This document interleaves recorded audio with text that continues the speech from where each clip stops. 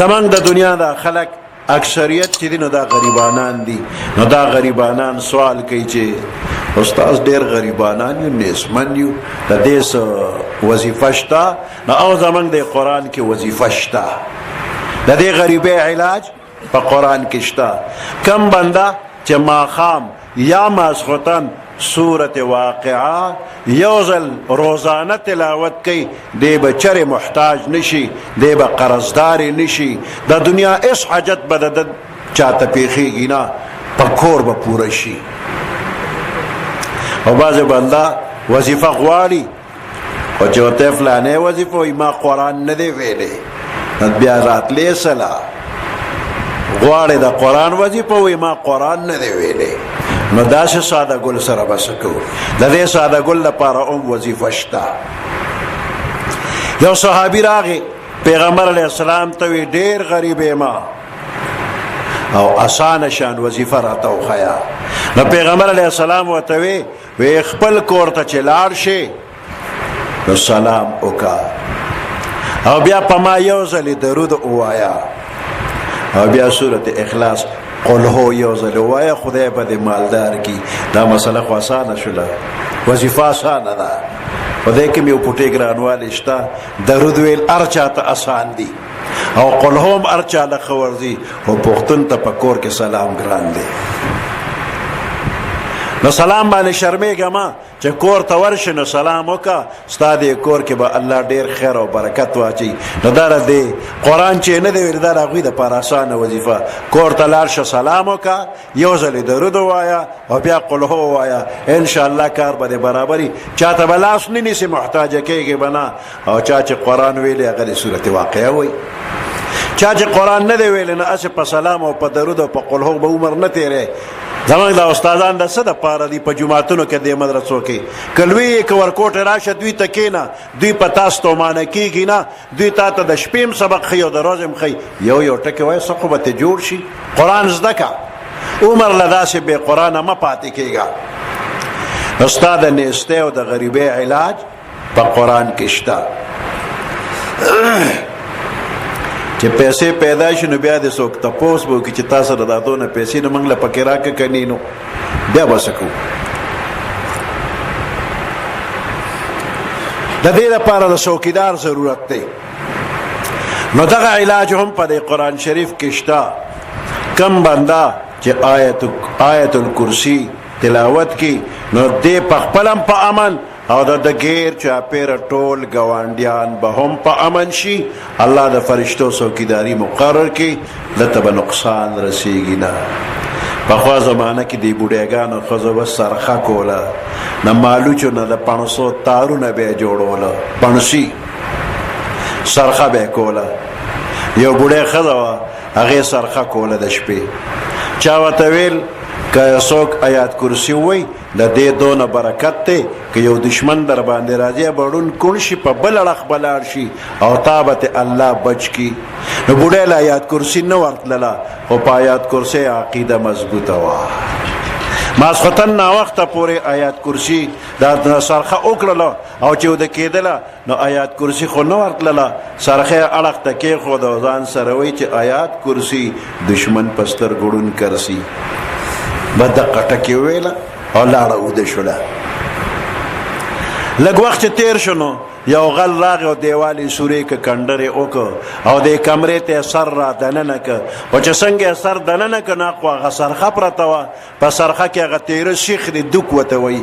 هغه دوک تیره و په دې سترګه کې ورننوته تیاره وته خو لیدې نه سترګه کې سیخ لاړه. چغې که وایي ړوند شومه ړوند شومه. بوډۍ ډیوه ولګوله چې وایي کته د سړي په سترګه کې سیخ ننوته. وایي ما خو ویلو چې په سترګو ړوند کرسي. نو ګوره عقیده دا وه چې دا آیات کرسی سره حفاظت کیږي نو د بوډۍ حفاظت وشو. نو ستا او ستا د ګاونډیانو حفاظت دا د په قرآن باندې وشو. آیات کرسی ماسخوتن وایه. مالم خدای درکه څوکیدارم خدای د قرآن د برکته درکه. خو ټول عمر خو په دې دنیا کې څوک اوسېدی نشي. هر څوک چې دې دنیا ته راغلی دی هغه به خامخا واپس ځي. نو دا اخري وخت ډېر سخت دی دا ځن کدن ګران دی. نو د دې علاج به څنګه؟ دا علاج هم په دې قرآن شریف کې شته.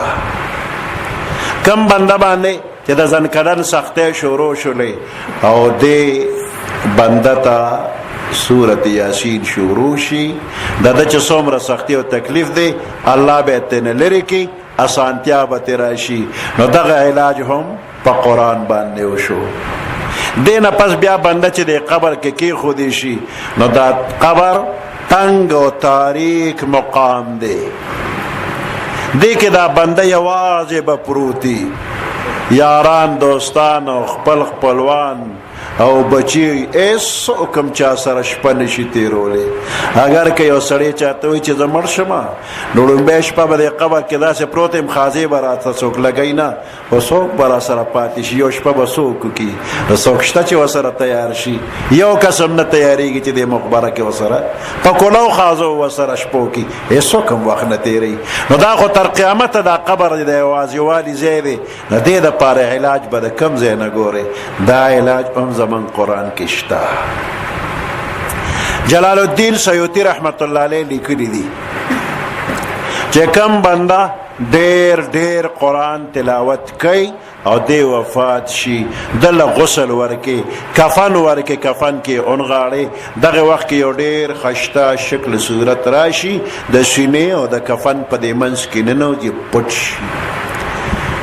مړی جنازګاه ته ورسېده، جنازه وشوله، بیا جنازه پورته شوله او مړی له حد کې ښکته شو، دا خشته شکل ورسره قبر کې له حد ته ننوته، خازې ولګېدلې، خاوره پرې واوړېده، خلک واپس لاړل. دقه وخت کې دوه فرشتې راشي، منکر نکیر، او د خشته شکل ته وی د دې مړي نه اخوا شه، موږ ته حکم دارې چې د نه تنهایۍ کې تپوس وکړه. نو دا خشته شکل ورته وی تا ته حکم دارې چې د نه تنهایۍ کې تپوس وکړه، خو ما ته حکم دارې چې د نه مه جدا کېږه. بیا دې مړي ته مخ راواړئ، وی زه ستا هغه قرآن چې تا دنیا کې شوق سره لوستلمه، نو نن دې قبر کې زه ملګری ما.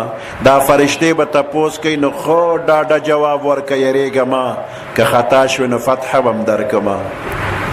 بیا به دا فرشتې ځي او د قیامت درجې پورې د قبر کې به تا خوشحال او مشغول وساتمه. د قیامت پر ورځ چې د قبر نه وځي، زه به دې د لاسه ونیسمه، نو میدان حشر ته به دې بوځمه. د عملنامو تقسیم کیږي، تا له به خلاص کې عملنامه درکمه. د عملونو تول کیږي، نو ستا د نیکۍ تله کې به کینم، تله به دې درنه کمه. بیا به دې په پل صراط لکه د برق پورې باسمه، جنت ته به دې داخل کم. په جنت کې د الله دیدار به دې نصیب شي، د هغې نه پس به دې م یوازې نه پرېږدم، زه به دې ملګری ما. دې قرآن له چې لږ وخت ورکې، دا قرآن بیا تاله نه ختمېدونکي وخت درکوي. نو ګوره د قبر علاج وشو، او د عملونو د طول او د عملنامې او په پل صراط د تاګ دا ټول انتظام د دې قرآن د برکته وشو. د قیامت پر ورځ چې دا خلک د دې قبرونو نه راوځي، نو په یو میدان کې به ولاړي، او دا انور به ډیر تیز وي، تاو ګرمي به زیاتی، او د سرونو ته به رانږدې شوي وي. نو دغه ځای کې د چترۍ ضرورت دی. دا حاجیان چې منا او عرفات او مزدلفې ته ځي، دوی سره چترۍ وي، په سر یې نیولي، نو ځان باندې سوري جوړ کړي. نو د قیامت پر ورځ په دې کلو میدان کې چې ولاړې، د پټېدو ځای دی نشته، نو دغه ځای کې د چترۍ ضرورت دی. هغه چترۍ به د کومې پیدا کې؟ هغه هم زموږ د قرآن شریف کې شته. سورت بقره او سورت آل عمران چې کم بنده تلاوت کوي، نو د قیامت پر ورځ باندې سورت بقره او آل عمران په خپل قاری د پاسه سورې جوړوي. نو د قیامت درجه د ګرمۍ نه بچ کېدو دپاره سورې هم په قرآن کې. نو داسې په دنیا کې به کومه مسله وي چې ستا د دغې مسلې حل د قرآن شریف کې به نه وي؟ د ټولو مسلو حل د قرآن کې دی. دا مکمل ضابط حیات د دنیا او د آخرت تمام خیر ښېګړې الله دې قرآن کې راجمع کړي دي.